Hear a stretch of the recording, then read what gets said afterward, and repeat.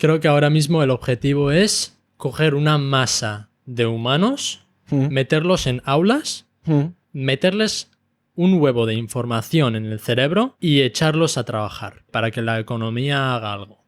Pero creo que eso es una idea muy errónea, porque ahí lo único que creas son máquinas humanas. Creas un montón de gente que hace lo mismo, hacer. O sea, no les das espacio para pensar. Y creo que eso es muy erróneo. O sea, lo que se hace en la universidad o en la formación profesional o en todos estos institutos donde se aprende, creo que están diseñados para crear trabajadores. Es una granja de trabajadores, más que una granja de pensadores.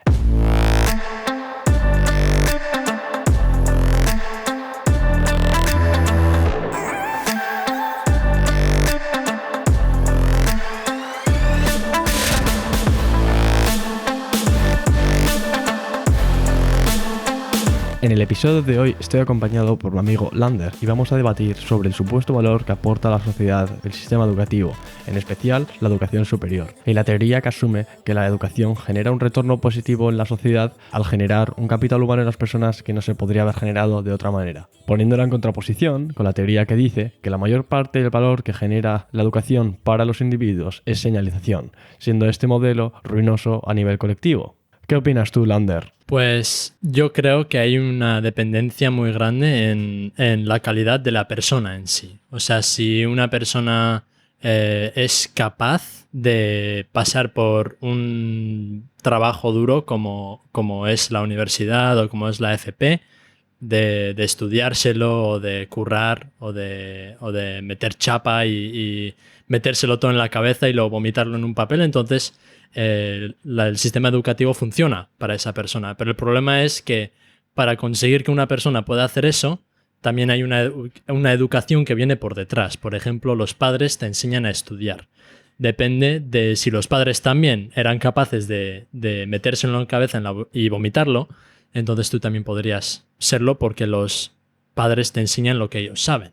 O sea, que estás diciendo que gran parte del mérito que tiene la gente a la hora de ser capaz de adaptarse al sistema educativo actual no se debe a que sean las personas en sí buenas, que quizás sí, sino que lo buenas que son lidiando con el sistema educativo actual, que se trata en gran medida en memorizar un momento, olvidarlo, vomitarlo e inmediatamente olvidarlo, es atribuible en gran medida al hecho de que sus padres eran buenos haciéndolo. O haciéndolo o también que lo han aprendido a hacerlo. Eso no... O sea, tú no naces sabiendo memorizarte gran cantidades de información en un corto plazo. O sea, eso se aprende o a través de experiencia o a través de que alguien te enseña, no necesariamente tus padres. Claro que puedes tener tutores y cosas así en casa, contratados, pero una persona te tiene que enseñar a hacer eso, tú no naces sabiendo eso. Claro, es verdad, pero yo ahí sí que creo que hay un gran componente genético, sin meternos en temas así chungos que tampoco controlo demasiado. Sí que creo que hay una correlación entre lo que los padres son capaces de hacer y lo que los hijos son capaces de hacer, eliminando el factor del entorno.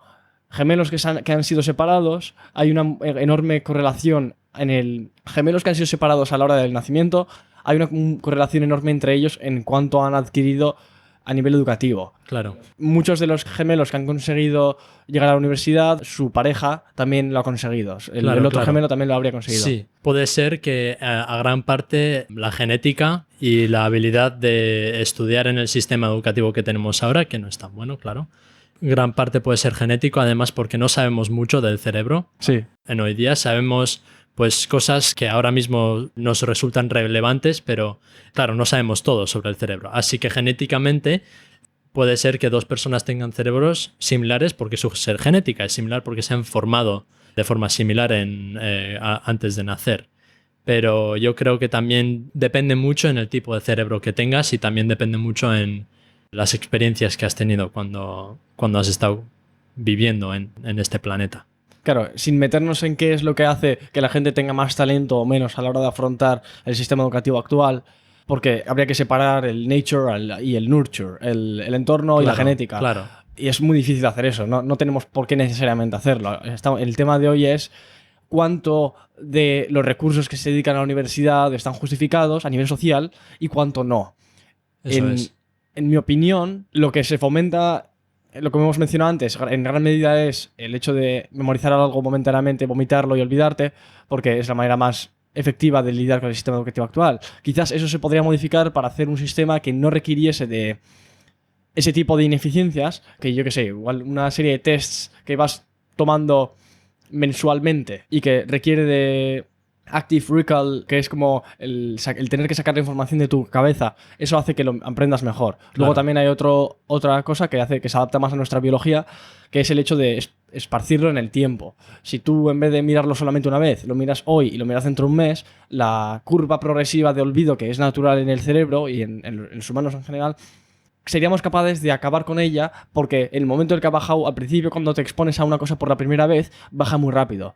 Pero cuando te vuelves a exponer a la segunda vez, imagínate, después de un mes, sube otra vez cuánto eres capaz de acordarte de eso, pero la velocidad a la que baja después de la segunda interacción con esa cosa es mucho más despacio. Eso es. Entonces, como eso abogaría más o menos por la educación continua, porque estás constantemente exponiéndote a contenido cada vez más complejo, pero que la base siempre esté siendo testeada. Claro. Y no que se te diga, pues ahora vamos a aprender esto, y luego para la semana que viene eso no te va a valer para nada. Vamos a mirar los nombres de patos, especies de pato. Eso es. Y para la semana que viene eso no vale para nada, porque ahora vamos a especializarnos en palomas. Claro. Yo creo que en gran parte la educación, por ejemplo, en la universidad, en mi caso, que está en Estados Unidos, Georgia Tech planea muy bien las clases, por lo menos para ingeniería, donde los conocimientos que tú tienes del bachillerato y del primer curso, del segundo curso, van como acumulándose. O sea que tú, para poder hacer el curso siguiente, tienes que acordarte del curso anterior. Así que al principio del curso, por ejemplo, yo hice matemáticas, la clase de cálculo integral. Para hacer cálculo integral nos hicieron casi como un medio repaso del cálculo derivativo, que lo necesitas para hacer cálculo integral. O sea que en realidad cuando tú aprendes el cálculo por primera vez, claro que hay muchas cosas que se te van olvidando, pero Georgia Tech lo planea de forma que tienes como pruebas semanales y deberes que te fuercen a estudiar sin que tú tengas que salirte de la tuya para estudiártelo o para memorizártelo. Y ese es el punto que está intentando decir, es que aunque el objetivo de la universidad no es aprender, claro, vas a aprender en la universidad se aprende, pero yo creo que aprender se puede hacer de cualquier forma, no tienes que irte a la universidad para aprender, puedes irte a la biblioteca y leerte un par de libros y ya has aprendido.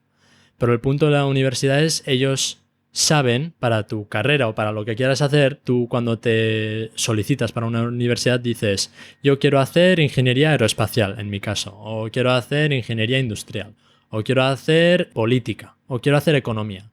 Tú cuando te metes en esos cursos, te dan una lista de clases que tienes que tomar y esas clases tienen una lista de libros que tienes que leer.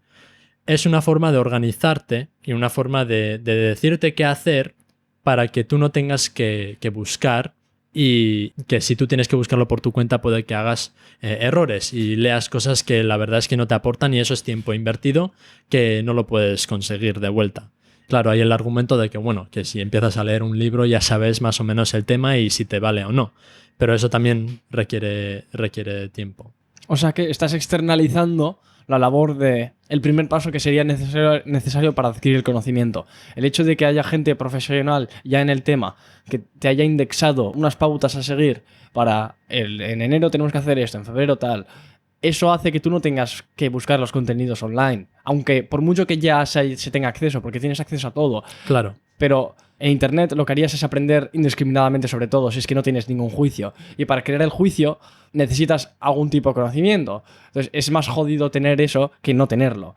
Claro. Con mayor probabilidad la gente no tendrá ese juicio de determinar qué es lo que quiero estudiar. Y en la universidad te fuerzan a elegir una carrera. Tú no te puedes poner ahora a estudiar psicología. En tu tiempo libre sí, pero sería muy difícil que tú acudieses a clases de psicología. Eso es. Sí, claro, todas las clases están abiertas. O sea, si me da la gana, yo puedo irme al lecture de psicología. Ah, sí. Quiero. Pero claro, eso tendría que ser de mi voluntad propia. Eso es. Y la voluntad también es difícil de conseguir porque es mucho esfuerzo. Y claro, si tú estás haciendo la universidad y tú te metes en una carrera, como te dan tanto trabajo para hacer en relación a esa carrera, no tienes tiempo de pensar en otras carreras. Y por eso es como una especialización extrema. Y eso es un problema. De una parte es un gran problema porque esto mata mucha creatividad. O sea, claro, como estábamos comentando antes, que si tú te especializas demasiado en un tema, tú estás muy centrado y no te das tiempo ni no tienes las ganas de pensar afuera de esa cajita en la que te acabas de meter. ¿Tú crees? Y yo creo que sí, porque creo que eso es lo que está haciendo el sistema educativo. Es forzar que la gente vaya en un camino y que no se salga de ese camino. Creo que eso es el sistema educativo es lo que hace. Yo no le atribuiría la responsabilidad de la disminución que ha habido en creatividad. No sé exactamente cómo medirla, pero estoy de acuerdo contigo. La gente es muy mediocre.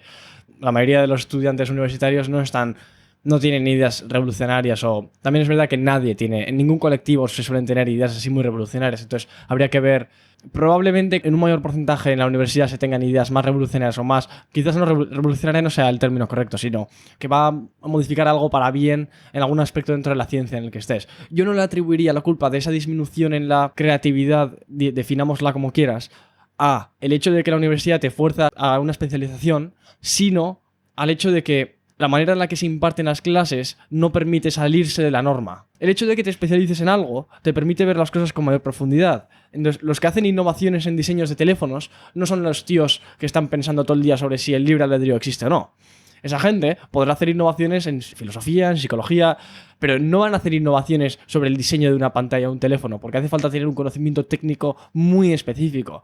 Claro. Entonces, para poder lograr innovar y tener esa creatividad, por mucho que la tenga un tío que está hablando todo el rato de cosas filosóficas, no vale para nada a la hora de implantarlo en algo tecnológico si es que no tienes un conocimiento profundo sobre el funcionamiento interno y de cómo montarlo y de qué contextos, qué diferentes herramientas se podrían utilizar para modificar la construcción de lo que estás analizando. Claro. Tengo poco criterio para determinar qué componentes están dentro de una pantalla, qué es lo que hace que funcione. Entonces, la especialización yo creo que es precisamente lo que permite que la gente innove en sitios concretos, pero lo que disminuye la innovación es que en el momento en el que tú tienes una idea revolucionaria o dices, yo qué sé, estás en tus clases de ingeniería aeroespacial, como estás haciendo, y en medio de una clase le dices a tu profesor, oye, ¿y por qué no este diseño que hay aquí, por qué no lo ponemos de otra manera? La manera en la que el exhaust, ¿cómo se llama el tubo por el que sale el gas? Sí, el nozzle. Eso, como se llama en español, el tubo por el que sale el gas.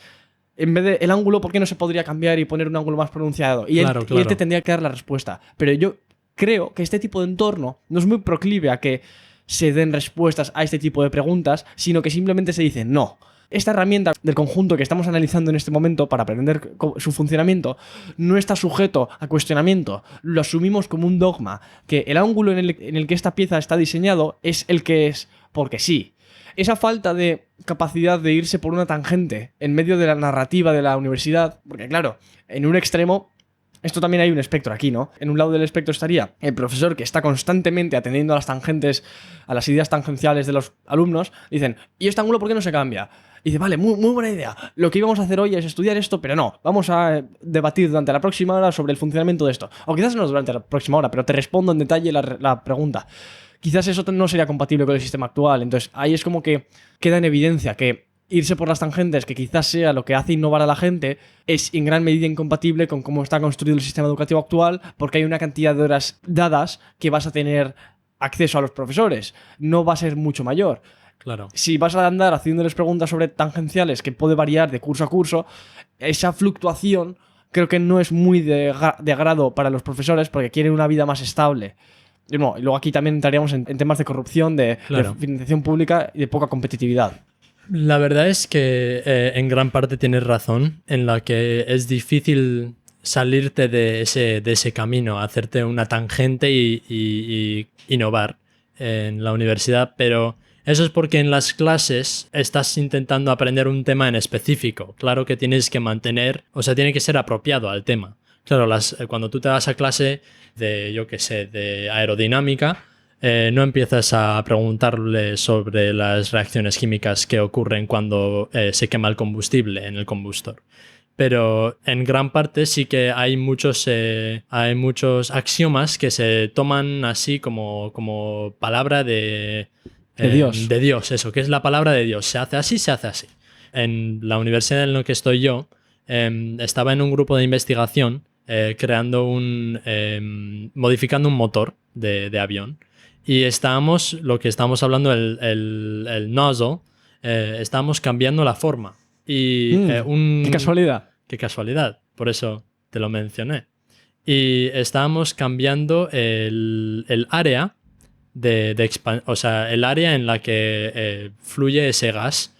Cuando ocurre la combustión, se direcciona hacia ese nozzle y eso lo dirige centralizado para propulsionar. Sí. Y un compañero nuestro fue a un profesor y le preguntó, mira, ¿y si sacamos esta puntita para afuera? ¿Eso no crearía como más presión? Y claro, el profesor pues le empezó a explicar y todo eso, pero por eso nosotros tenemos un tiempo que se llama office hours. Oh, sí, es verdad. Que es donde tú vas a su oficina y tú le preguntas lo que te dé la santa gana.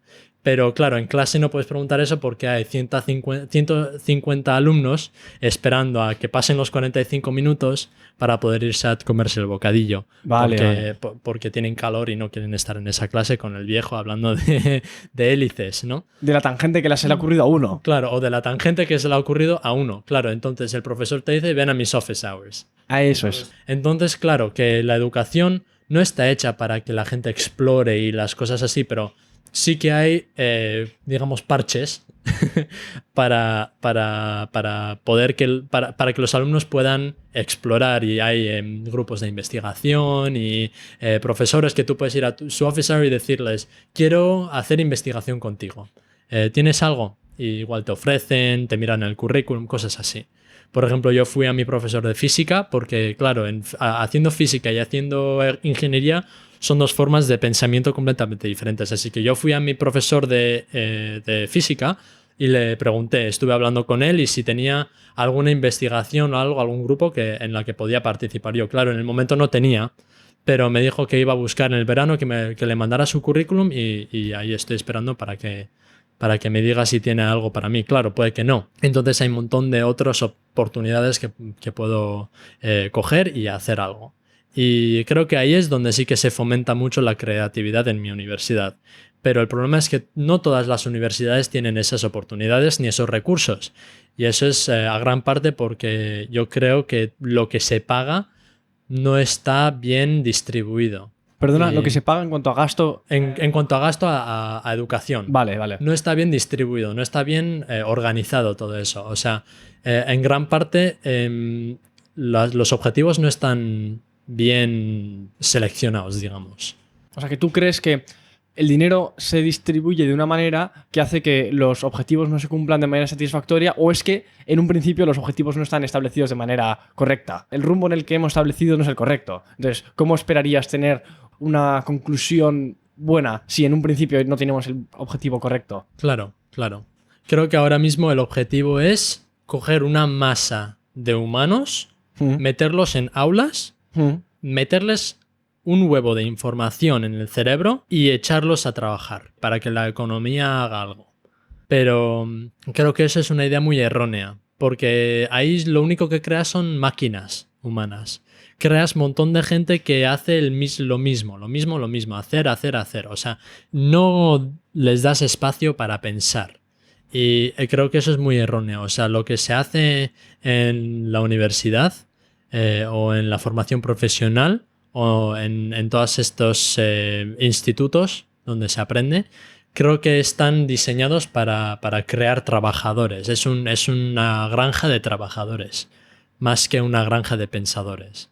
Claro, porque la producción de trabajadores se puede masificar. Es un negocio que puede escalar. Claro. Pero el negocio de los pensadores no puede, por definición, escalar. Claro.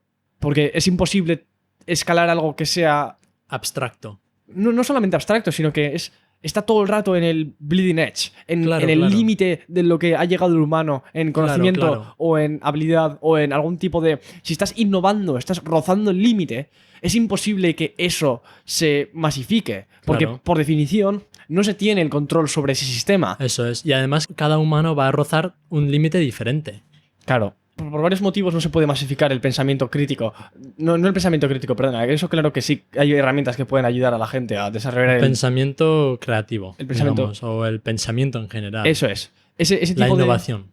Eso es imposible de masificar. Eso no se puede masificar de la manera en la que se ha esparcido el sistema educativo superior. Claro. Entonces, volviendo a lo de antes, a lo de que la universidad no fomenta la creatividad, pero en cierto modo ha puesto parches, como tú bien has dicho, de que pues ponemos las office hours y así Claro. la gente puede acudir al Si profesor. tiene alguna idea, pues que vaya al profesor y pregunte si es posible. Porque Claro. claro, el profesor es el profesional. Digamos, es la figura de autoridad Sí. a la que un estudiante menos autoritativo pueda acudir, al que pueda acudir y preguntar, oye, tengo una idea, vamos a hablar del tema, a ver si es posible. Y claro, igual es posible. Y entonces ahí es donde empieza la innovación. Cosas que... También el problema con ese argumento, con que si algo es posible o no, es que cuando tú estás innovando y rozando el borde de lo que conocemos, de lo que conocemos hoy en día, es que no se sabe si es posible porque no se conoce. Claro. Y entonces lo que nosotros usamos, como en historia, nosotros miramos atrás para poder predecir el futuro. Sí. Podemos mirar hacia atrás en lo que ya sabemos y ver si cosas conectan, si coinciden. Y si coinciden, podemos probarlo, si vale la pena. Y ahí es donde cosas como el dinero y cosas así forman gran parte de la innovación, porque tú tienes que dar una idea antes de poder conseguir dinero para hacerlo. Claro, no te van a dar dinero al azar. Bueno, tienes una idea, vamos a darte dinero para que lo pruebes. Tienes que argumentar tu idea. ¿Va a funcionar esto, sí o no? ¿Nuestras inversiones valen la pena o no? Cosas así hay que aprender también. Y Elon Musk, por ejemplo, del que se habla mucho en estos temas, él salió de la universidad con un grado en economía, o sea, en business management, algo así. Él no es ingeniero. Él salió sabiendo cómo empezar una empresa y ya está. Y él tenía una idea. Vamos a crear cohetes reusables. Por ejemplo, igual no era así, pero digamos, vamos a crear cohetes reusables. Pero yo no sé nada de cohetes. Pero yo voy a empezar una compañía con el dinero que tengo de haber vendido PayPal y voy a empezar una compañía. Y voy a contratar a gente que sí sabe de cohetes y voy a darles esa idea y ellos van a explorar y yo voy a darles el dinero. Claro. Entonces sí. Entonces, si tú eres el que tiene una idea y contratas a otros especializados para hacer el trabajo y tú les das el dinero, entonces al ser tu idea, tú eres responsable de ese dinero. No tienes la habilidad, pero tienes la meta habilidad. Claro. Eres capaz de organizar a los que tienen la capacidad Eso es. de hacer lo que en inglés se llama when the rubber meets the road. Eso es. La acción, en la interacción con la realidad, no la estás haciendo tú estás tocando a los que hacen eso. Eso es, y tú les estás diciendo eso qué hacer. Y entonces en la universidad hacer algo así es posible, pero o el dinero sale de ti o tú tienes que decirle a la universidad por qué la idea es buena. O sea, que te especializas no en tener ideas y en desarrollarlas, sino en escribir... ¿Cómo se llama esto? En inglés que crea proposals. Sí, un proposal. Como las propuestas de financiación. Claro. Que claro. En vez de estar todo el rato haciendo research y estar haciendo cosas que aportan valor a la sociedad, te dedicas a redactar los emails lo mejor posible para convencer a lo máximo posible. Y la cosa es que... claro, esto está súper simplificado, o sea, no suele ser así siempre. Hay un montón de variación y el ejemplo de Elon Musk está muy simplificado, pero eso es lo que creo yo, es que no estamos enseñados no nos enseñan a crear ideas, a que nos salgan ideas porque la gente, o sea, los trabajadores están hechos para trabajar. No para pensar, están hechos para hacer lo que dice la compañía. El que lleva la compañía es el que ha tenido la idea, digamos. Así que tú vas a SpaceX no para pensar, sino para solucionar los problemas que ya hay. Por un lado, eso está bien. Claro, una gente quiere eso. Una gente quiere ir a trabajar y solucionar problemas y hacer algo en una compañía. Pero otra gente eso no les vale, eso no quieren. Una gente quiere pensar y crear ideas y crear cosas y que sus ideas se vuelvan realidad. Y eso nos enseña. Claro, porque en el caso de Elon Musk se ve muy bien. Él quizás no tenga las habilidades como para realizar los planes que él tiene, pero sí tiene la capacidad de organizar a la gente que sí que tiene esa habilidad. Claro. Pero el modelo de Elon Musk no es masificable, porque es como una pirámide. Puede haber alguien arriba, pero para que Elon Musk exista, tiene que haber miles de ingenieros debajo, con muchísimo talento, siendo capaces de tirar para adelante la idea que Elon Musk tuvo. Claro, para que la pirámide tenga una punta, tiene que haber una base. Eso es. Y si no hay una base, no hay ninguna punta. Y si no hay ninguna punta, no hay ideas. Por eso es imposible masificar la creatividad. Yo creo que todo el mundo podría ser algo más creativo. O sea, aquí volvemos a caer en la falacia de que no hay un espectro. Claro que aquí hay un espectro, entonces la gente es más creativa de lo que podrían llegar a ser, o es menos creativa de lo que, en un caso hipotético, en otro mundo podría haber una población que es mucho menos creativa que lo que ya es. Claro. Podríamos seguir viviendo en la caverna. Pues no es el caso, porque alguien tuvo algo de creatividad. Entonces, ¿podría ser esa creatividad aún mayor y mejorar nuestra vida más? Fijo. ¿Mecanismos para hacerlo? Probablemente cargarse el sistema educativo actual, que lo único que promueve es ser como zombies, todos yendo en la misma dirección, sin cuestionarnos las ideas que se consideran como dadas por Jesucristo. Claro. Eso probablemente, y aplicar el método científico, ayudaría bastante a que la gente tenga en cuenta que hay maneras de mejorar y que lo que se conoce ahora y lo que se considera como correcto no es la verdad, sino lo que se considera como verdad. Claro. Y claro, ¿cómo ibas a juzgar algo como verdad si no es únicamente tu opinión? Esto a mí me pasa muchas veces cuando debato con gente. Me dicen, sí, pero eso que estás diciendo es solo tu opinión. Y yo a eso respondo muy fácilmente con un... ¿Y lo que tú me estás diciendo de que solo es mi opinión no es tu opinión? O sea, ¿qué no es una opinión? Claro. Todo es una opinión. Claro. Entonces, ¿qué me estás diciendo con que solo es mi opinión? ¿Me estás acaso diciendo que no tengo que decir nada porque todo es mi opinión? Entonces, el hecho de que es mi opinión también es una opinión, entonces quizás tendrías que no decirla. Entonces, se rebate a sí mismo el argumento. No tiene ningún sentido. Claro que es una opinión. Y las opiniones que yo digo es simplemente el razonamiento que he tenido, con el conocimiento que he tenido y con la capacidad que tengo, esas son las conclusiones a las que he llegado. Claro. Quizás si tuviese más conocimiento, más capacidades, pues hubiese llegado a resultados más brillantes o mejores, pero ¿cuándo no se da esto? Es simplemente estamos lidiando con nuestras limitaciones. Entonces, sabiendo que hay limitaciones y que no hemos llegado a la verdad absoluta, como antes, por ejemplo, se pecó bastante de esto en el siglo XVIII, a finales del siglo XVIII, en torno al 1800, perdona, en el siglo XIX, ahora igual estoy fallando un poco las cifras, se pensaba que la física ya había llegado a su punto más álgido y que no se podía avanzar más. Sí, eso es, sí. La física clásica. Eso es. Y se consideró eso. Y ahora, claro, miramos para atrás y lo vemos como absurdo. Sí, qué chorrada. Como que ya se ha acabado. Pero fíjate tú cómo de difícil hubiese sido decir lo contrario al mainstream. Lo que entonces se consideraba como correcto y que nadie lo cuestionaba. Y vas a ser tú el listo que iba a ir en contra de todo eso y decir, no, todo esto que vosotros asumís como un dogma y que consideréis como que es lo correcto, quizás no lo sea. Así que necesitamos, 1, más humildad y 2, más investigación sobre las cosas que quizás consideremos como incorrectas, pero que tienen posibilidad de ser correctas en el futuro. Y por ejemplo, podemos llevarlo a unas cosas más artísticas, ¿no? En plan, ahora estamos hablando mucho de tecnología y de ciencia, pero digamos arte. Vincent Van Gogh, por ejemplo, se consideró un lunático loco que dibujaba como un niño. Sí. O sea, que dibujaba nada, chatarra, y que no les valía nada. Pero ahora lo miramos para atrás y su arte lo consideramos una pieza, una de las mejores piezas, o sea, una impresión, sí, y con un montón de valor. Y nosotros miramos atrás y pensamos, pero ¿cómo podrían ser tan estúpidos de pensar que solo porque estamos ahora en el movimiento del hiperrealismo o del cubismo o de cualquier otro movimiento, que nadie se puede desviar y ir a otra tangente y empezar un nuevo movimiento? Por ejemplo, con Picasso, que empezó el movimiento del cubismo y todo eso, y que pintó el Guernica y todo. Eso es un nivel de creatividad que no se consigue de la educación, eso se consigue de hacer.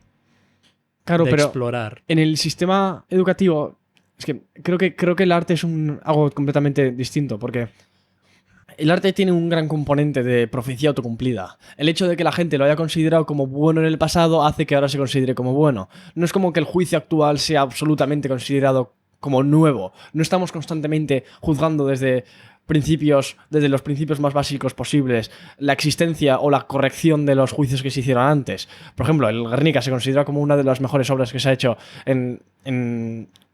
ahora, en la actualidad. No en la actualidad, sino en los últimos 100 años. Es de las mejores obras que se han hecho, se consideran. Está fijo que en el top 10. Entonces, ¿a qué se debe? No se debe, yo creo, al inherente valor de la obra en sí, porque no hay nada objetivo que puedas juzgar, sino que el hecho de que mucha gente lo haya reconocido hace que haya más posibilidades de que otra gente lo reconozca. Es como una bola. Es una bola de nieve que está bajando por una ladera y va creciendo. De popularidad. Nosotros también, claro, cualquiera puede pintar algo, pero creo que el punto es el significativo que tiene, o sea, lo que significa esa pieza de arte para la gente. Por ejemplo, el Guernica tiene un significativo masivo para un montón de gente, y un significativo muy histórico también. Y claro, yo arte no he estudiado a mucho nivel.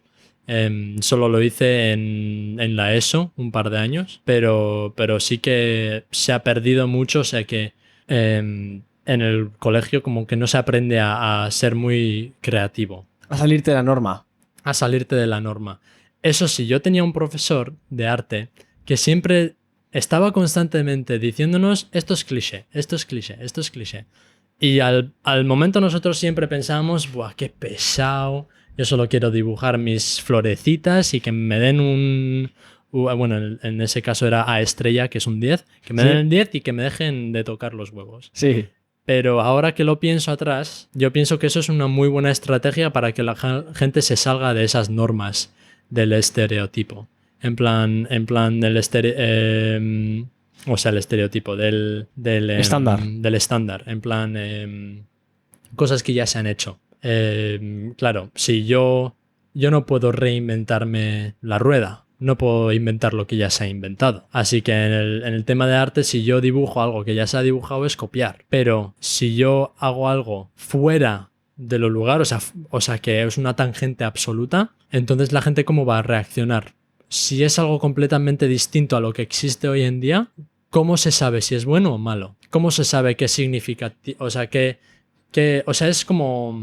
Hay un miedo a lo que no se conoce. Por eso hay mucha falta de creatividad, porque la gente tiene miedo a lo que no conoce. Si, por ejemplo, por primera vez cuando descubrieron el tema de la física cuántica, Albert Einstein se negaba a trabajar en eso porque pensaba que eso era matar a Dios. Porque meterse a cosas tan pequeñas y tan subjetivas, porque ahí en la física cuántica es muy abstracto, ya se llega a un punto muy abstracto y muy pensativo. Dios no juega con dados.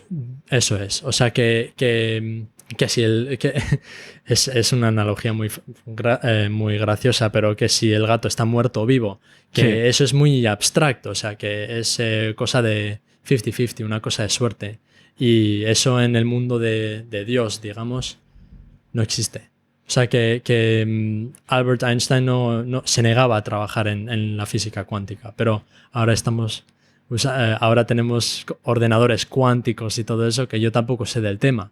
Pero se considera como correcta. Pero se considera como cosas que son nuevas, que se están explorando, pero que es correcto. Pero porque si ya se está implementando en algo. Cuando se empezó la teoría de la física cuántica, no se sabía que iba a haber un ordenador cuántico, no se sabía que eso iba a ser posible.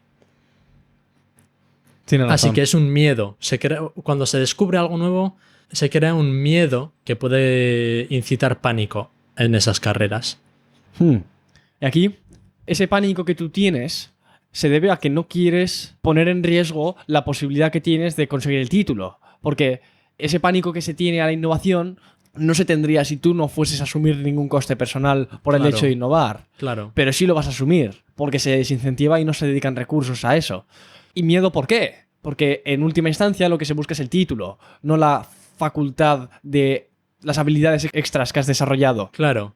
A nosotros no nos entrenan a crear un mundo mejor. A nosotros nos entrenan a sacarse el título, que nos den la pegatina de que tenemos el título y que vayamos a encontrar trabajo.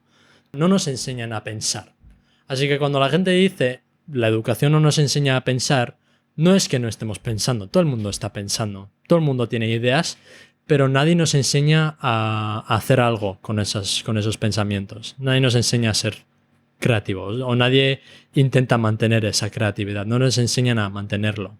O utilizarla. O utilizarla bien, eso, efectivamente.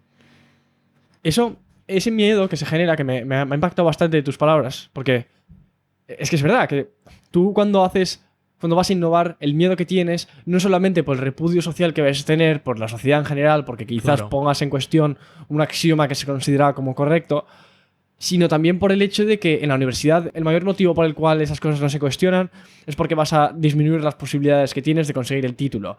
¿Por qué el título es tan relevante? Aquí ocurre... Bryan Caplan escribió el libro que tú conoces de The Case Against Education, el caso en contra de la educación, y en él hablaba de un efecto que se llama el sheepskin effect, el efecto piel de oveja. Claro. No sé muy bien cómo traducirlo bien al español, pero sería algo más o menos literalmente así. Lo que pasa aquí es que el valor de la universidad se genera en un 95% en el momento de adquisición del título. ¿A qué se debe eso? ¿Cómo puede ser? ¿Acaso el tío que ha hecho todo, ha ido a todas las clases, ha hecho todo, ha probado todo, menos el último examen, y por ello no tiene el... Imagínate, has hecho todo absolutamente. Hay un universo paralelo. Claro. Jim y Bob. Jim va a todas las clases y hace todo espectacularmente bien. Saca todo 10 y al último examen se presenta y saca un 10.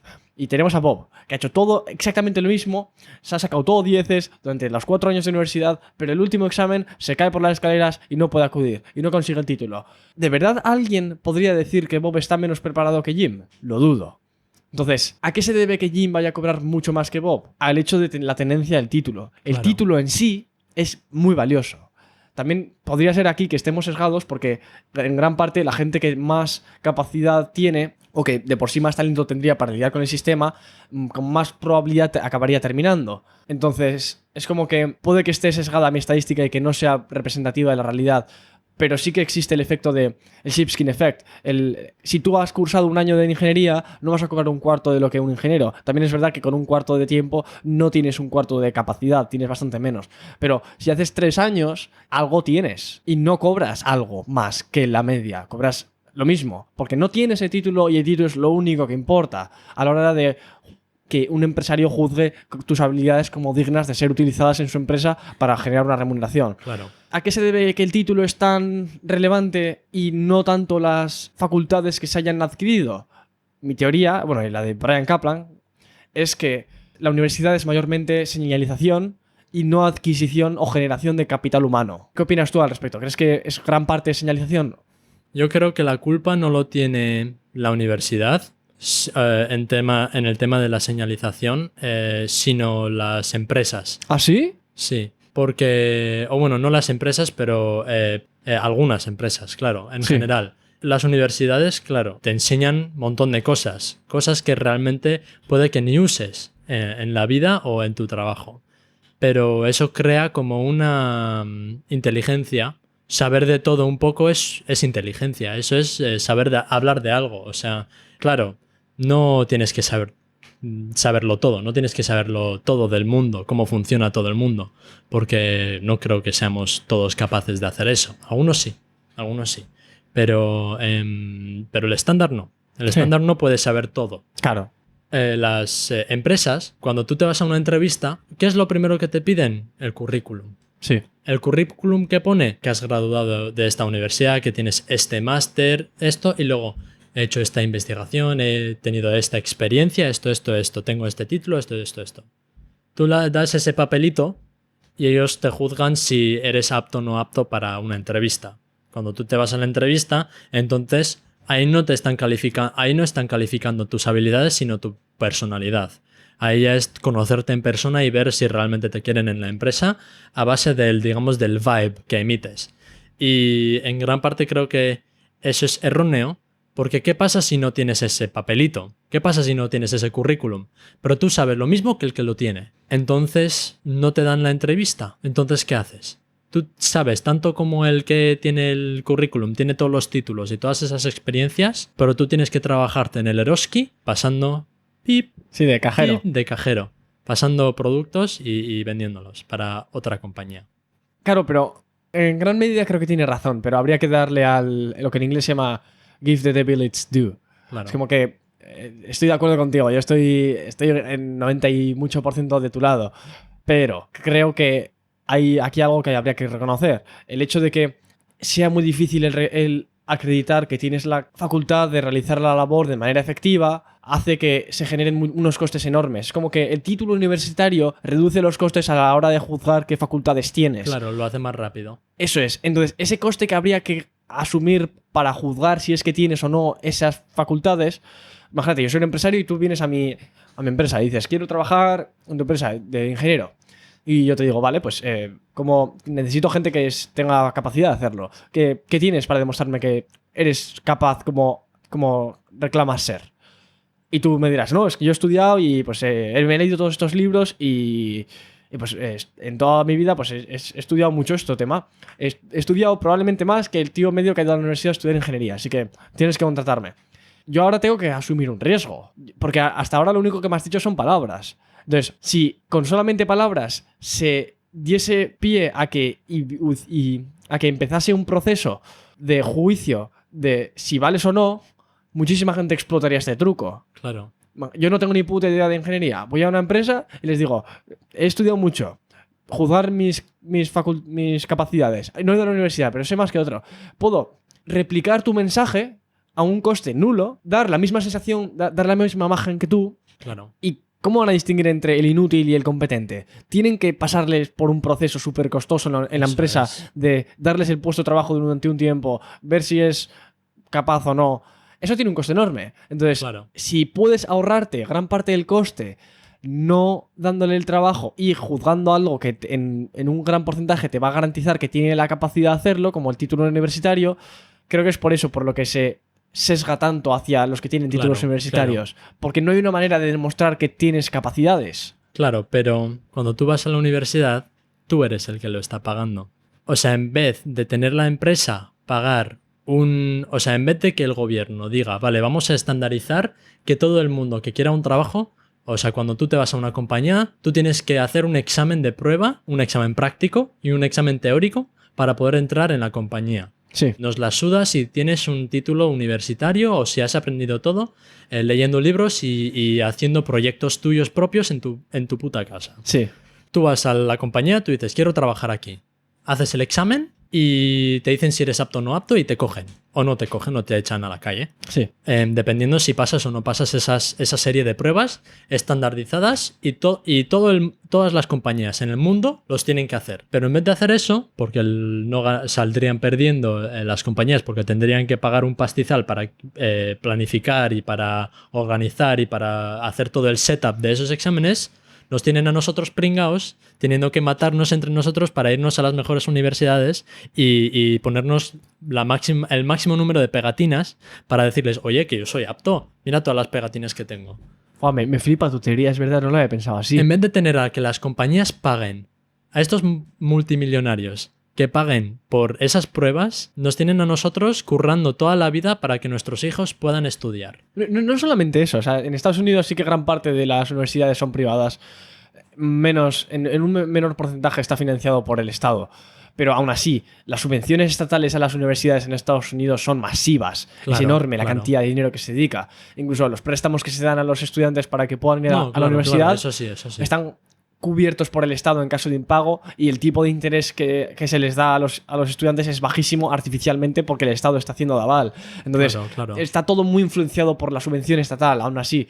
Pero la teoría que estás exponiendo me ha flipado porque creo, corrígeme si me equivoco, es lo que he entendido de lo que acabas de decir, es que el coste enorme que se está asumiendo en el proceso de adquisición de las facultades en la universidad, y bueno, de adquisición no, de acreditación de la tenencia de las facultades.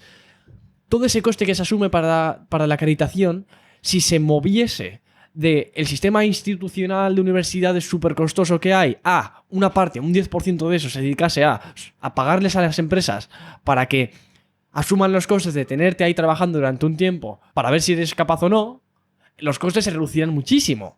Claro. Así que mover ese coste enorme de un sitio a otro haría que toda la eficiencia aumentase. Pero claro, ¿cómo garantizas que la gente va a seguir adquiriendo las facultades por su cuenta? ¿Acaso se puede masificar el proceso de adquisición de conocimiento por tu cuenta? ¿Todo el mundo lo va a poder hacer? Pues eso depende de uno mismo. Claro, esto cuando yo digo que una compañía debería encargarse de comprobar si alguien tiene la habilidad o no, esto no quiere decir que no debería haber universidades, no debería haber sistema educativo. Sistema educativo siempre debería haber porque hay gente que por su cuenta no va a irse al MediaMarkt a comprarse un Kindle, descargarse un montón de libros y empezar a leer y hacer proyectos propios. Sí. Eso no lo garantiza. Un nivel de educación todo el mundo lo tiene que tener, claro. Tienes que pasar por primaria, por la ESO y por el bachillerato, por lo menos. Es un estándar. Claro, como todo es un estándar. Pero si el gobierno impusiera una ley en la que todas las compañías tienen que tienen que añadir un coste propio a poner esa prueba para que la gente que no tiene dinero para ir a la universidad, pues que pueda hacer por su cuenta. No, bueno, no es un caso de dinero porque la universidad es pública y gratuita, pero gente que no tiene la habilidad. El coste que ya se está asumiendo para la financiación de la universidad, una fracción de eso serviría para subvencionar los costes que tendrían que asumir las empresas. O sea que se reducirían los costes totales muchísimo. Pues yo creo que las empresas ya tienen suficiente dinero como para implementar eso. No creo que necesiten ninguna subvención. Si simplemente se educara mejor a la gente en general, intentar reducir lo máximo posible la corrupción y la necesidad de digamos, prófito. De ganar dinero. De ganar la ganancia el lucro personal, el lucro de los dueños de la compañía. Si metieran un poquito más de inversión propia en la compañía, entonces podrían conseguir mejores trabajadores, incrementar su propia productividad y ganar muchísimo más dinero que las ayudas que le daría el gobierno. Claro, pero aquí ya no estamos hablando sobre la manera más eficiente de gestionar los recursos que se dedican a la universidad, al sistema de educación superior, sino que ya estamos intentando juzgar cómo se debería de gestionar los recursos de los que disponen las empresas. Es muy pertinente al tema que estamos tocando, porque claro, las empresas al final es el otro lado de la moneda del sistema educativo. Los académicos, también existen los académicos puros, gente que está en la academia y que no sale de la academia y que nunca vale al mundo, al mercado, porque claro, lo que hacen es investigaciones, no tienen una manera de monetizar su producción en el mercado. Son claro, gente que es muy inteligente, que tiene muchos estudios, que está investigando, hace un invento revolucionario, pero claro, ese tío no es experto en monetizarlo. Entonces, a no ser que haya sistemas educativos públicos, sería bastante difícil. Entiendo que que haya gente, que tenga que haber cabida para una variedad de gente. Gente claro, que tú, por ejemplo, no tendrás pensado ser un académico siendo un ingeniero, ni de coña. Claro. Tú lo que tienes pensado es ir al mercado y ofrecer tus facultades para a cambio de recibir una remuneración. Claro. Pero, ¿y si fueses un filósofo o biólogo químico? Estás todo el rato interactuando con composiciones de moléculas. Hombre, ahí quizás sí que podrías trabajar en una empresa, pero entiendo que al haber tanta diversidad de gente, no se podría decir como la gente que sale de la universidad van en una única dirección, modificar lo que pasa en las empresas serviría para dar una solución a todo el mundo. Porque también hay gente que se queda siendo académica 100%. Claro. En cierto modo creo que tienes razón. O sea, siempre hay cabida mejora. Se puede reducir la corrupción, se pueden mejorar los sitios a los que se lleva la inversión. Pero, ¿qué incentivos tendrían a hacerlo con tal de exclusivamente financiar esa supuesta prueba que cuesta dinero? Ahí ya estaríamos justificando una redistribución de dinero de un sitio a otro. Entonces, yo claro, sin meterme en temas de redistribución de que gente que no estaba asumiendo un coste ahora la suma, gente que ya estaba asumiendo el coste, los contribuyentes asumen gran parte del coste de la educación.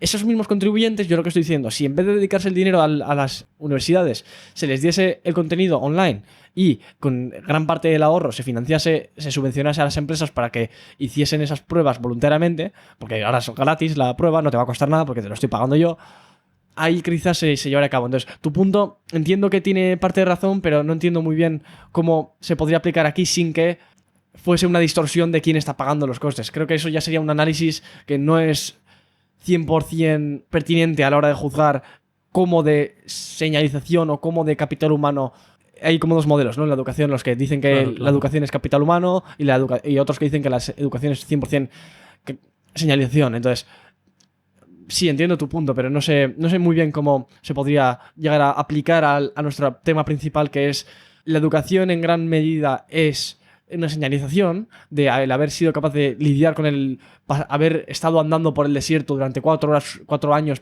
sufriendo y sin cuestionar la normativa o lo que te dicen desde arriba. Sin cuestionar por qué estás en el desierto.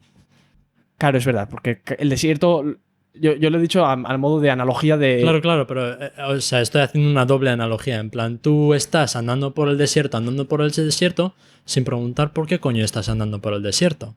Pero sí, entiendo lo que has dicho, claro. Pero mi analogía se refería a que es un desierto porque las condiciones en las que se estudian no son muy cómodas o son desagradables. Claro, vale, entiendo. Pero el desierto en sí no tendría por qué ser así, porque seguro que hay mucha gente que la universidad no sufre o que no habría maneras de hacerlo de manera más óptima, la adquisición de conocimiento. Pero de media yo creo que sí que tienen razón, es bastante desértico, menos atractivo de lo que podría llegar a ser si es que la gente adquiriese los conocimientos de manera no reglada y que requiriese de lidiar con un sistema que está fosilizado.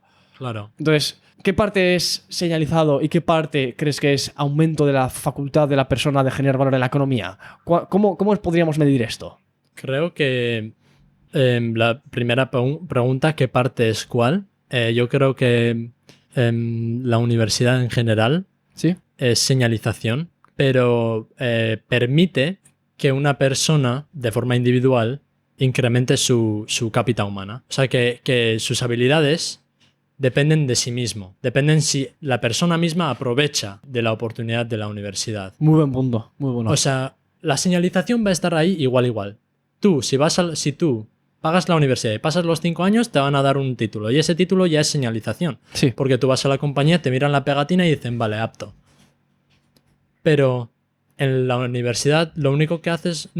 estudiar no es lo único que haces. En la universidad tú vas de fiesta, en la universidad tú hablas con gente, aprendes cosas de otras personas, tú conoces, haces networking, conoces a profesores, haces investigación, ganas experiencia, pero a través de tu propia voluntad. Tú tienes que decidir irte al office hour del profesor para preguntarle una pregunta. Tú tienes que decidir atender la clase en persona en vez de ver el vídeo. Tú tienes que decidir irte de fiesta y conocer al ingeniero que está trabajando en este laboratorio que ahora en el futuro te va a dar esta oportunidad. Tú tienes que salir de la tuya para aprovechar esa universidad. El título lo vas a tener igual. Todo el mundo va a tener la misma pegatina que tú. Pero el resto de las pegatinas, el resto de las cosas que dices en tu currículum, eso te lo tienes que sacar tú mismo. Así que yo creo que la universidad en gran parte es señalización, porque así está organizado y así está nuestra sociedad y el sistema educativo, pero en gran parte tú tienes que meter tu propio esfuerzo, por tu cuenta tienes que hacer algo. Claro. No puedes solamente seguir la ría. La gente no está satisfecha andando por el desierto sin hacer nada. Claro, alguna gente sí, alguna gente solo quiere dejarse señalizar y ir a una compañía y que le acepten. Pero si tú tienes aspiración de ir al más allá, de rozar ese borde del saber y no el no saber, eso tienes que hacerlo por tu cuenta. No hay clase que te vaya a enseñar a pensar. No hay ninguna clase que te vaya a enseñar a pensar. Esto, por ejemplo, creo que Brian Kaplan lo estudió en el libro. Hizo una investigación sobre qué porcentaje de los ingresos superiores que reciben los graduados en una universidad en comparación con los no graduados se debe a su coeficiente intelectual o a otros factores. Y corrigiendo por coeficiente intelectual, que es en gran medida lo que determina, por ejemplo, los aspirantes a Harvard, entre los que solicitan la entrada a Harvard, ya esa no es la media. Ahí son Claro. la gente bastante selecta. Y cualquiera de nosotros podría solicitar entrar a Harvard, solo que la gente se autoselecciona. Dices, hostia, pues yo igual en Harvard no pinto nada, ni de coña me aceptan. Claro. Y 2, no sería capaz de pagar la universidad. Entonces, la gente se tiende a autoseleccionar. Claro. Y luego, otro factor está que los que son aceptados pasan por un filtro súper riguroso. Harvard son conscientes de que solo tienen que aceptar a la élite más élite. Claro. de la sociedad. Entonces, aceptando solo a la élite, haces una especie de profecía autocumplida. Ese chaval que está entrando en tu universidad tiene un futuro brillante, pero no somos capaces de discernir si es que se debe al hecho de que le diste la educación o a que el chaval ya era brillante de por sí e iba a tener un futuro brillante. Claro. Entonces, el Bryan Caplan lo que hizo es separar estos factores en personas con igualdad de título, la diferencia entre personas dependiendo por coeficiente intelectual. Y la prima que da la educación, los estudios superiores, ronda el 40%. Pues en torno a un 20% de esa prima, de ese 40%, viene dado por el coeficiente intelectual. Entonces, hay mucho que depende de ti. Y no solamente, el coeficiente intelectual no es únicamente lo que determine cuánto puedes aprovechar. Eso es una parte, eso es 20%. Claro. Otra parte podría ser cómo de abierto seas a nuevas experiencias o cómo de abierto seas a gente nueva. Eso también determina en gran medida cuánto provecho vayas a ser capaz de sacar de las cosas. Pero aquí ocurre un factor lo que he mencionado antes, muy curioso, que el hecho de que selecciones a la gente con más proclividad a generar futuros prósperos hace que los que salgan de tu universidad tengan futuros prósperos y que no seamos capaces de distinguir si es que es por ti porque tu universidad es muy buena o porque has seleccionado a la élite de por sí. Entonces ya iban a tener eso.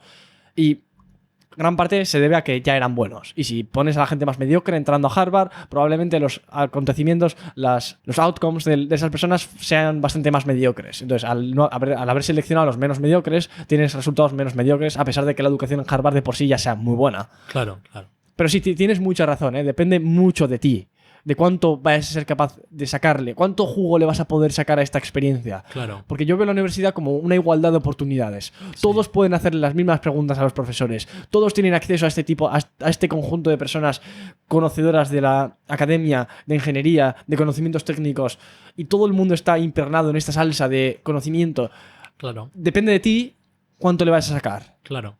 Para irte a la NASA no hace falta estudiar en Harvard, ni en Georgia Tech, ni en MIT. Hay un montón de gente de la UPV misma, en casita, que ha estudiado. Se ha sacado hay uno que se sacó su grado en física en la UPV y ahora está en JPL, Jet Propulsion Laboratory, en Caltech, trabajando en alianza con la NASA en las misiones a Marte. Wow. Y ahora que están metiendo cosas con los proyectos de Artemis y todos estos para irse a Marte y a la Luna, que hay un montón de oportunidades para que la gente haga algo.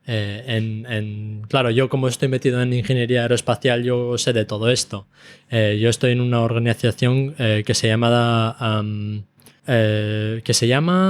American Institute of Aeronautics and Astronautics o algo así, que es es una asociación de ingenieros aeroespaciales donde se hacen charlas y dan noticias y cosas así, y es básicamente una forma de hacer networking y conocer a gente en tu campo. Y ahí hay un montón de gente que está haciendo cosas maravillosas, un montón de investigación, pero que lo hacen por su cuenta. No acuden a nadie para hacerlo. Ellos tienen una idea y empiezan a trabajar en ello. Claro, tienes que acudir para tener dinero para hacerlo. Pero aparte de eso, todo se lo hacen ellos mismos. Y ahí es donde hay esa innovación y ese pensamiento. Pero tú no tienes que irte a Estados Unidos para hacer eso. Tú puedes hacerlo desde casa. O sea, ahí es donde yo digo que en gran parte las compañías o tus oportunidades no se deben a de dónde has graduado. No se deben a la señalización, sino a tu esfuerzo personal. ¿Ah, sí? ¿Tú crees que en la pegatina más brillante, que son las de las Ivy Leagues en Estados Unidos, las universidades top, no al brillar más que las otras, porque obviamente un graduado del MIT tiene bastante más prestigio que un graduado de cualquier otra universidad, ¿tú crees que ese factor diferencial, esa pegatina que brilla más, no hace que esa persona vaya a acabar cobrando más por el único hecho de que es diferente la pegatina? En la media sí. En la media sí. Desgraciadamente en la media sí, porque claro, hay prestigios.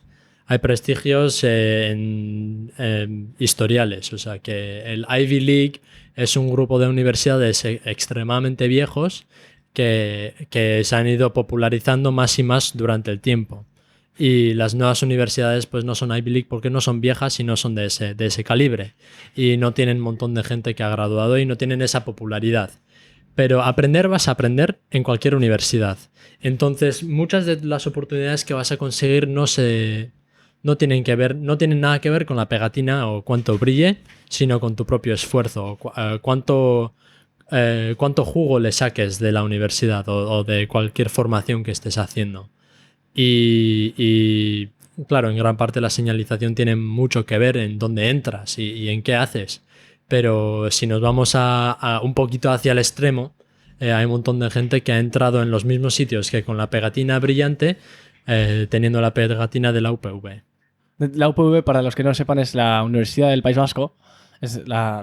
Y es como una universidad que en España que no está en el top. No está en el top 100 de universidades mejores del mundo. Claro. Entonces, obviamente no es la mejor del mundo. No es una universidad famosa, pero es una universidad muy buena. O sea, tiene un programa de ingeniería muy avanzada en comparación a otras universidades. O sea que, concluyendo ya, yo creo que podríamos, de lo que hemos hablado hasta ahora, que podríamos concluir que el sistema educativo... Bueno, es que me gustaría tocar una cosa más. No, vamos a tocar otra cosa. Hay una diferenciación entre la rentabilidad y el coste colectivo y la rentabilidad y el coste individual. Te expongo más o menos mi opinión y me dices a ver qué opinas sobre el respecto. Muy y luego ya concluimos, ¿vale? Vale. A nivel individual, tú juzgas si te sale rentable ir a la universidad o no, viendo los pros y los contras. Si voy a la universidad, tengo el título o tengo los 4 años de esfuerzo, luego el título y asumir los costes de la matrícula y los anualidades de la universidad. Pero como están en gran medida subvencionados, porque hay muchas becas y porque hay muchas universidades públicas, el coste personal es muy pequeño. Entonces sale bastante rentable ir a la universidad a nivel personal. A nivel colectivo es una historia completamente distinta. Porque a nivel colectivo lo que se ve es dinero dedicado a esta sección, a educación pública superior, ¿qué retorno está teniendo en el mercado? Es bastante pequeño, es muy modesto. Entonces, eso yo creo que está ocurriendo aquí una tragedia de los comunes, que como paga otro, gente que no debería de estar entrando a la universidad está entrando porque es más atractiva de lo que debería de ser. Si la universidad no estuviese tan subvencionada por el Estado y las personas tendrían que asumir el coste personal, que luego otra cosa completamente distinta es los exorbitantes precios universitarios de Estados Unidos. Eso se debe a la naturaleza corrupta del sistema interno, de que lo que hacen es competir entre ellas para dar mayores... Como están recibiendo subvenciones, la gente se puede permitir acceder a universidades más caras, entonces como que se pujan entre ellos, pero con un boost que es la subvención estatal. Entonces, si la subvención estatal se quitase, la burbuja de las universidades se pincharía en gran medida. Eso es lo que yo creo. Entonces, independientemente de los absurdos precios universitarios privados en Estados Unidos, podríamos ver que las universidades, si no hubiesen sido financiadas por el Estado, las personas que tuviesen las expectativas de generar una mayor cantidad de valor en el futuro podrían recibir préstamos o financiación en mejores condiciones. Yo qué sé, tienes un tío que tiene un dinero y te dice, oye, ¿te voy a pagar la universidad o no? Depende de cómo de atractivo parezca para mí o cómo de plausible me parece que vayas a ser capaz de sacar el rendimiento a este gasto que voy a asumir ahora. Si tú en el futuro eres una persona bien y eres capaz de ganar, yo qué sé, 100.000 euros al año, oye, pues habrá salido rentable cuando la alternativa hubiese sido que no hubieses ido a esa universidad y no hubieses accedido a las facultades. Bueno, que quizás es excesivamente brillante la persona, el sobrino del que estamos hablando, ya hubiese adquirido las facultades de otra manera, pero no en todos los casos, porque hay cabida que la media no tiende a adquirir las facultades de manera libre y el hecho de que haya la institución pública hace que más gente lo adquiera. Pero bueno, independientemente, a nivel colectivo ocurre una tragedia de los comunes. Como lo paga otro, a ti te sale más rentable ir. A pesar de que si tuvieses que asumir el coste de la universidad, lo juzgases como no rentable, como lo paga otro, sí es rentable. Entonces, si esa diferencia que se genera entre mucha gente que no iría si es que tuviese que asumir el coste de la universidad y gente que acaba yendo porque no tienen que asumirlo, hace que la universidad esté plagada de gente que no debería estar yendo a la universidad porque no es un plan económico rentable. No es algo que... Es como... Esto algo muy parecido ocurre cuando cenas en un grupo numeroso de gente y se reparte la carta. La proclividad que tiene la gente a consumir de más es mucho mayor cuando se divide el coste. Entonces tú personalmente no te vas a enterar de lo que va a suponer que tú vayas a la universidad, entonces vas a estar... No estoy hablando de ti, estoy hablando del tío medio. Claro. vas a asumir un coste nulo y el Estado va a asumir todo el coste, o la sociedad en general. Entonces, como que a ti no te va a repercutir nada el coste, pero sí el beneficio de haber recibido la educación y tener la titulación. Entonces se tiende a sobreproducir hay una sobredemanda y una sobreoferta del sistema educativo superior.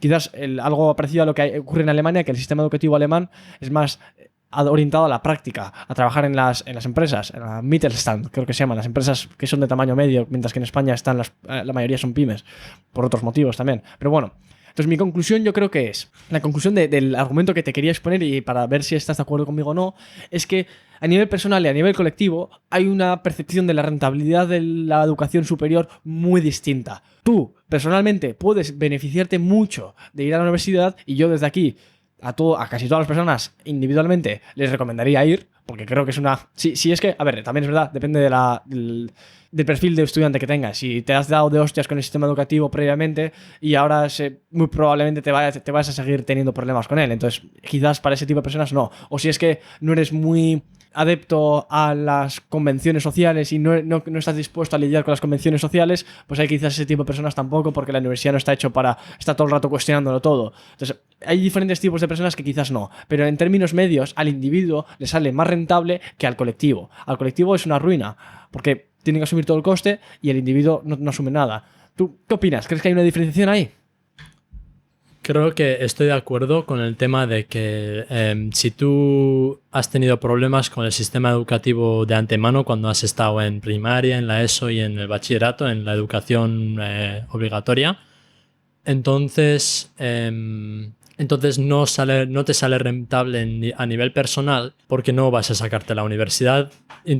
Lo que intentes, porque tienes un estilo de PTSD con el sistema educativo. El problema ahí es que hay un estigma, que es que si no vas a la universidad estás haciendo algo mal. Sí. Y eso tiene una consecuencia muy extrema en el sentido de la salud mental. Gente que no va a la universidad o que no hace una formación o algo así, siente como que no está haciendo algo bien. O sea, como se siente como que está fallando en algún sitio, como que algo le pasa. Porque como todo el mundo va a hacer eso, ¿por qué yo no puedo? Cosas así. Y por eso la gente se echa para atrás cuando piensa en educarse a sí mismo. Claro, hay un montón de recursos hoy en día para educarte a ti mismo. Hasta ir a la biblioteca pública puedes ir a aprender, que ahí haya ordenadores. O sea, la excusa de que no tengo ordenador o que no tengo recursos o que no tengo internet no vale, porque hay. Y lo único que tienes que hacer es preguntar a una persona: oye, ¿dónde puedo leer unos libros? La biblioteca. ¿Dónde está la biblioteca? Ya está. Y ahí vas a encontrar de todo. Pero el punto es que hay mucha gente que se siente muy mal no haciendo universidad o no haciendo una formación profesional, porque ese es el estigma social. Porque estás solo.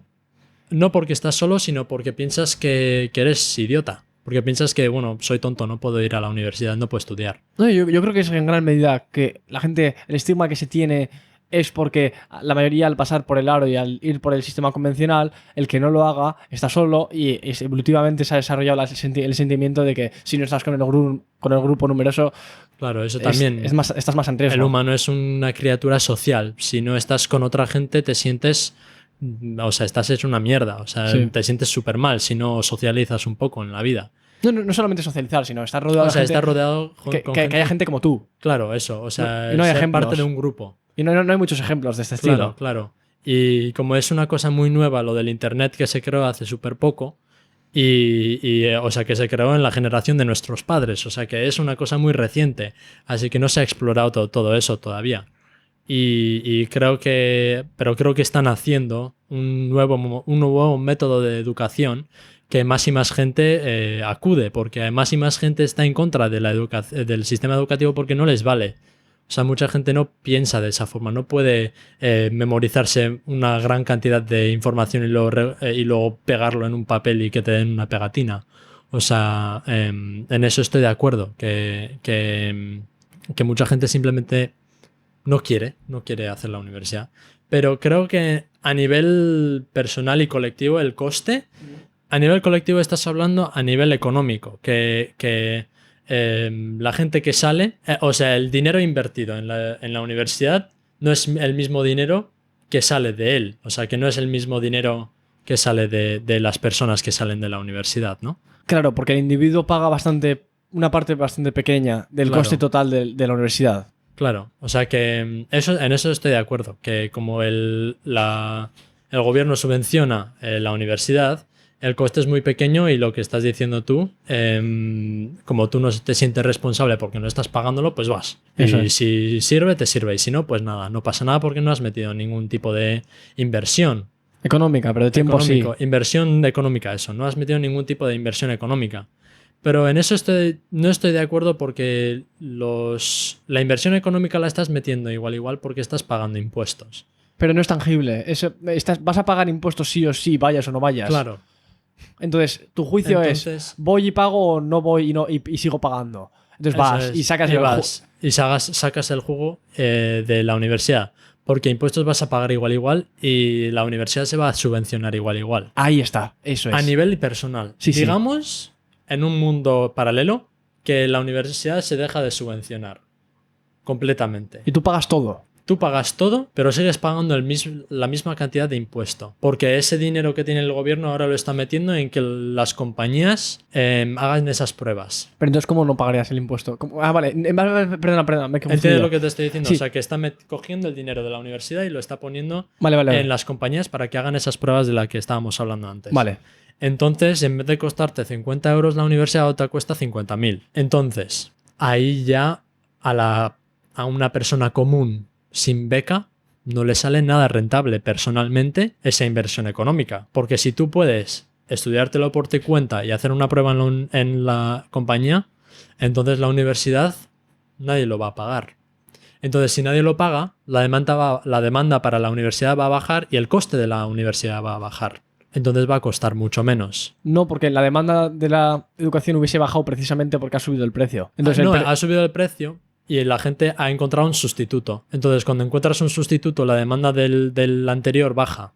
O sea, que el hecho de que la gente hubiese considerado esa opción como menos rentable hace que se innove, se genere una opción nueva que antes no había. Claro, es que el humano tiene un instinto de supervivencia. Si tú quieres algo, vas a hacer todo lo posible para conseguirlo. Entonces, o sea, si quieres algo de verdad, tú quieres dinero. ¿Cómo consigo dinero? Metiéndome en la compañía. ¿Cómo me meto en la compañía? Sabiendo. ¿Cómo lo sé? Estudiando. ¿Cómo estudio? ¿Sabes? O sea, haces una cadena y llegas a una innovación. Y con esa innovación, la demanda para la universidad baja. Entonces, intrínsecamente, el precio de la universidad va a bajar. O sea, el valor de la universidad va a bajar porque la gente no va a ir a la universidad, va a estudiárselo por su cuenta o va a hacer el otro método que nos acabamos de inventar. Claro, ¿para qué voy a ir ahí si ya hay una opción que es mejor? Claro. Y creo que eso es lo que está pasando. La demanda para la universidad va a bajar un montón porque la gente está estudiando de otra forma. Ya no está yendo a la universidad. Ahora está haciendo cursos en internet, está haciendo Skillshare, está haciendo audiobooks, están estudiando de esa forma. ¿Y cómo acreditas eso después? Con las pruebas de la compañía. O sea que, bueno, me parece muy buena idea esta. Entonces, como va a bajar el precio de la universidad, ahora son especulaciones, o sea, astrales. O sea, yo con mis 4 años de economía que he estudiado, yo creo que si baja el valor de la universidad, digamos que va de un 10.000 a un 100, digamos, extremo. Una bajada extrema. Entonces, la gente que no se puede permitir o la gente que no puede acudir a ese sustituto se va a la universidad y paga los 100. Hace una inversión económica que es menor a la que era anterior. Entonces, todo el mundo tiene educación. Bueno, aquí ya esto es una especulación muy gorda. Claro, esto ya es una cosa muy astral. Y luego, bueno. Pero entiendo tu punto. Pero eso, o sea, es una idea interesante, que si tú quitas algo, se va a crear una cosa nueva. La gente no se queda con los brazos cruzados. La gente sobrevive. ¿Y cuántas cosas no existen por el hecho de querer seguir con el status quo? Exactamente. Y eso es un problema social. A nivel social, todo el mundo quiere ser igual. Tú sabes que, por ejemplo, cuando Shakira se pone una prenda de ropa, todo el mundo quiere estar como Shakira. O si una persona famosa de repente aparece con los pantalones de campanilla que se salieron de moda en los 80, ahora todo el mundo con pantalones de campanilla. Todo el mundo quiere adaptarse y todo el mundo quiere meterse en los grupillos, porque Sí. somos gente social. Sí, sí, sí. Somos humanos, pues así somos. Entonces yo creo que el problema está en que todo el mundo piensa que como la universidad lo han hecho sus padres, pues tú tienes que ir a la universidad también. O no O sea, tanto, porque la anterior generación fue bastante menos a la universidad que actual. Porque tus amigos vayan a la universidad no quiere decir que tú tengas que ir también. Ahí está. Y eso es lo que hay que enseñar. El problema es que la gente no sabe que hay alternativas. Esto también es un problema que es, no sé cómo se llama, pero es un tipo de ignorancia accidental, donde tú no sabes, simplemente no sabes que hay otra oportunidad. ¿Y no crees que a los que se dedican, se ganan la vida del sistema educativo actual, les conviene que no se sepa? Claro. Y es precisamente por eso, y no accidental, que en gran medida se debe a eso, que la gente no lo sepa. Sí, puede ser. No es accidental, es... Eso ya es especulación. Sí, es un poquillo. Pero es una cosa que, claro, no es accidental, pero por ejemplo, si tú vives en una ciudad ¿Sí? sin acceso a internet, digamos. Eso ya no es el caso nunca. Claro, pero digamos que tú vives en una ciudad y no sabes que existe Georgia Tech. Vale. Entonces, ¿tú cómo vas a saber buscar universidades como Georgia Tech? No vas a poder. Claro. Si tú no ves series como la de el creador de Facebook, no sé cómo se llama esa. Mark Zuckerberg. Mark Zuckerberg, que hay una película en Netflix donde habla sobre. The Social Dilemma. Bueno, no sé si es Social Dilemma, pero es sobre su experiencia en Harvard. Vale, no, esto es lo contrario. The Social Dilemma es el que se carga el conflicto de intereses que hay en Facebook e Instagram. Será una a favor de Facebook y todas esas cosas. Claro, sí. Vale. O sea, es una película sobre cómo se fomentó todo eso. Es básicamente una biografía. Vale. Y si tú no ves algo así, claro, ahora con la media tú puedes aprender sobre todas estas universidades porque hay publicidad. Y cada vez se hace más popular irse a otro país para estudiar. Claro, y más barato porque hay becas. Pero si tú no sabes que existe eso, entonces eres ignorante, no sabes que existe eso, pero eso es una ignorancia accidental, porque nadie te ha dicho. Tú no has tenido ese recurso para saberlo. Igual que la gente que piensa que tiene que ir a la universidad, porque no sabe que hay otra alternativa. No es porque, claro, puede haber una especulación de que les interesa a los que llevan la universidad o a las compañías que tienen intereses con la universidad y conexiones, que tú no sepas que haya otra opción para que te metan en el cacharro. Yo no estaba diciendo que hacen algo para que tú no sepas, sino que dejan de comunicar algo. Eso, o sea, que se hacen el tonto. Eso es. Que no se salen de la suya para que sepas que haya otra alternativa. Eso es. Eso es lo que quería decir. Puede ser, perfectamente, cualquier cosa puede ser. Pero no...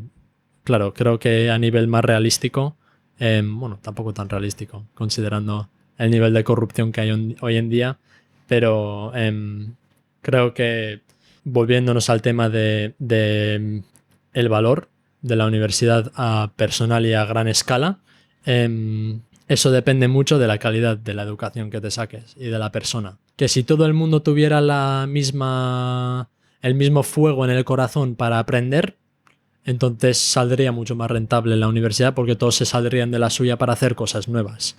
Pero como todo el mundo no aprende a ser creativo y a pensar y a explorar, pues entonces nunca va a ser más rentable a gran escala. Pero para que sea rentable a gran escala, hay que cambiar todo el sistema educativo. ¿Cómo concluirías? Yo concluiría que el sistema educativo tiene sus problemas, como todas las cosas en este mundo, y necesitamos a un innovador que nos haga una nueva. Que nos falta, que todavía necesitamos a esa persona que vaya a venir y va a decir, no, yo no voy a seguir las reglas y voy a hacer algo nuevo. Necesitamos gente así. Pero no solamente que haya alguien que no siga las reglas, porque mucha gente lo ha hecho, pero no dejan rastro de manera que impacte el sistema educativo actual de manera profunda. Eso es. No ha habido un innovador que diga, el sistema actual está corrupto, está hecho una puta mierda, no hace más que joder a la gente y generar una casta de gente que se dedica a la academia y recibe subvenciones públicas. No hay nadie que haya dicho eso y luego haya dicho, vale, pues les voy a hacer la competencia absoluta.